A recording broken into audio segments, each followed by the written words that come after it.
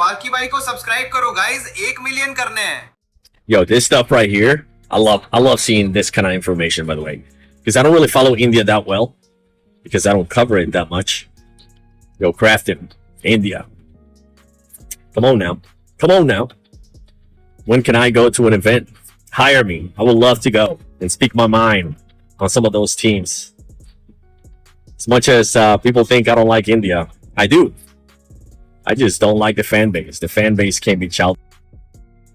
But yeah, this is the kind of stuff that I love reading. This is the kind of stuff and the people that I love that follow me and sometimes drop some awesome knowledge. And this is the kind of stuff that I usually don't find out unless like Divine made it to PMWC and then I do my research.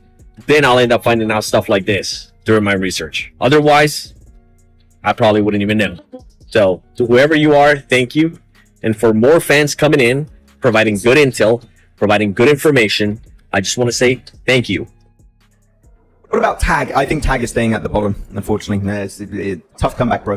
Tough comeback on the first half of today. But the big question mark, really, is between Team Soul and Orangutan. Because they're both fighting for that KIE leaderboard. And so far, Team Soul are above Orangutan. As long as Team Soul is above Orangutan, Team Soul will go to PMWC. If Orangutan beat Team Soul by like a significant amount, like a few extra ranks, then Orangutan will go to PMWC. So it's getting a bit spicy. It's getting a bit spicy over there. It's getting a bit wild. But yeah, who do you guys think is going to qualify for PMWC on KIE? Is it going to be Team Soul? Is it going to be Orangutan? Is Divine going to stay number 1? We don't know. Because I'm number 1. It's me. Okay, sorry. Player. Hunters is number 1. Followed by Legit, Mafia, Jonathan. It's so impressive that Jonathan is still up there, man. Respect of the game. And then AKOP, Levi, Joker. Yeah, you got so many Soul players up here, and yet they're getting wrecked. They're getting wrecked right now. मेरा उसमें उनके ऊपर ही बन गई मतलब ये trap है, इनको मारना ही पड़ेगा वरना ये ट्रैप है अंदर ही.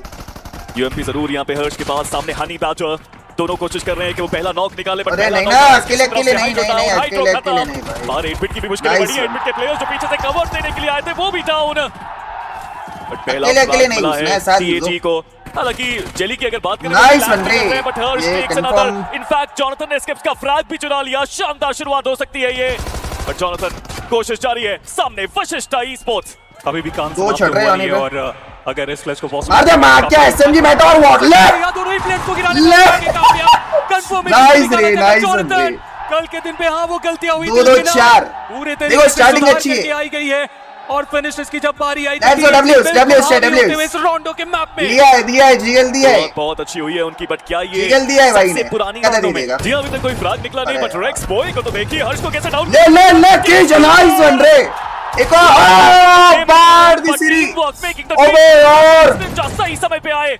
जॉनथन जो नॉक निकाले थे उनके फ्रैग वो यार वो तो किल्स नहीं आएंगे रे नंबर वो 2 किल्स नहीं आएंगे को वहां पे मिला.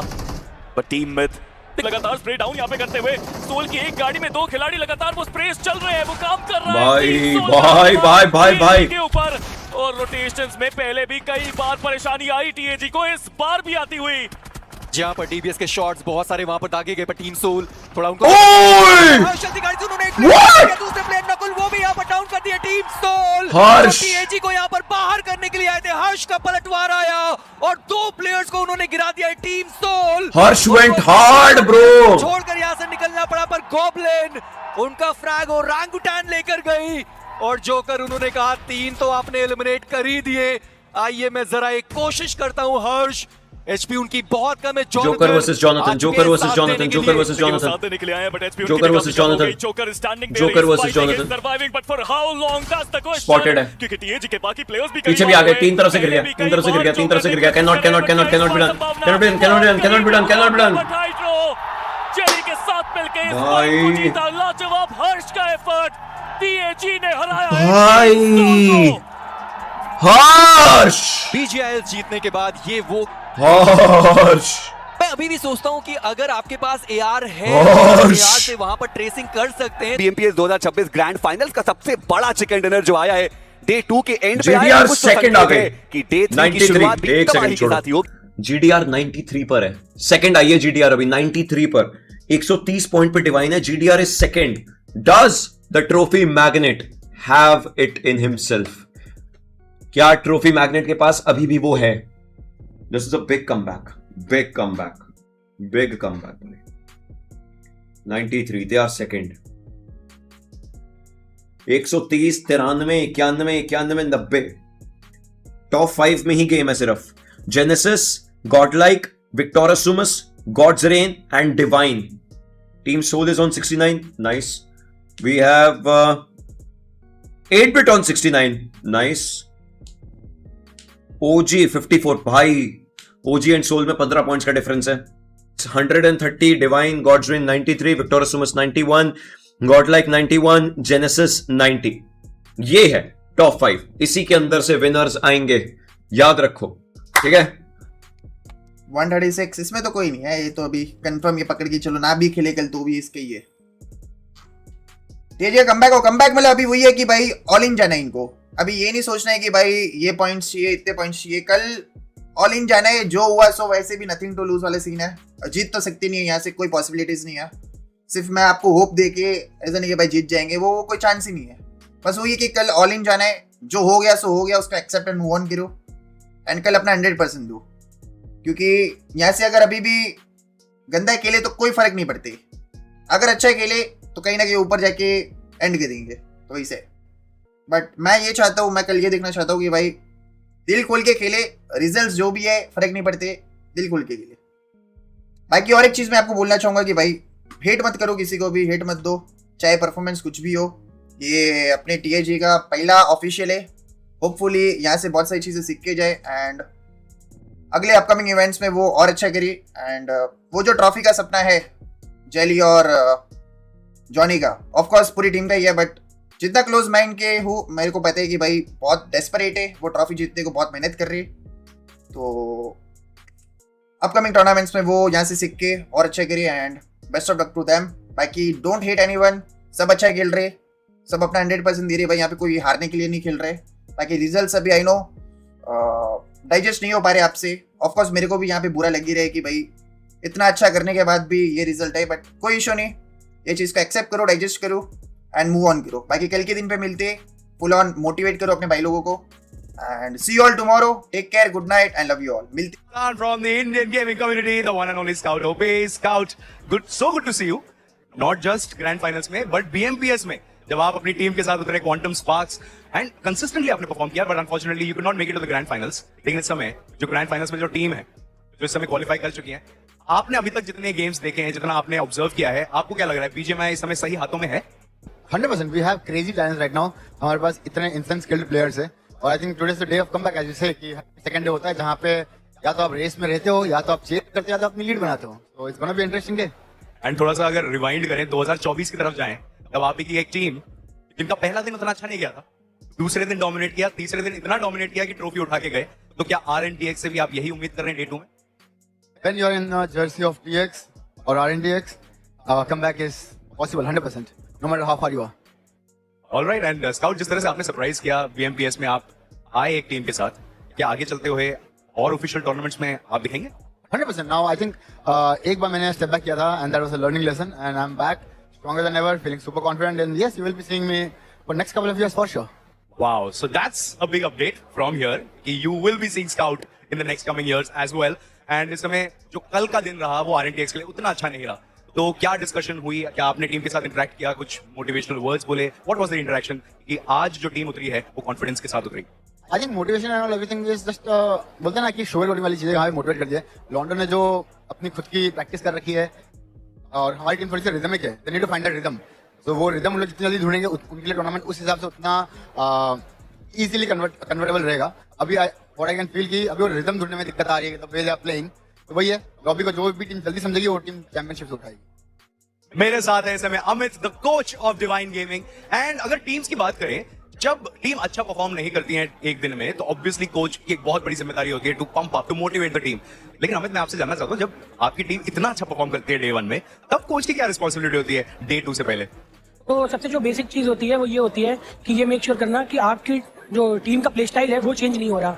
आप फर्स्ट में आने के बाद कोई भी गेम प्लान चेंज नहीं कर रहे हो, क्योंकि आप अगर फाइनल्स में हो तो इसका मतलब यही है कि पास्ट में जो भी आपने किया है वो वर्क किया आपके लिए, जो भी आपका गेम प्लान रहा है, जो भी रोटेशन रही है, जो भी आपकी मतलब बेसिक चीजें रही है गेम के रिगार्डिंग, तो अगर वो वर्क करिए तभी आप यहाँ पहुंचे हो। और किसी की अगर डे 1 पे वर्क करिए तभी वो #1 है।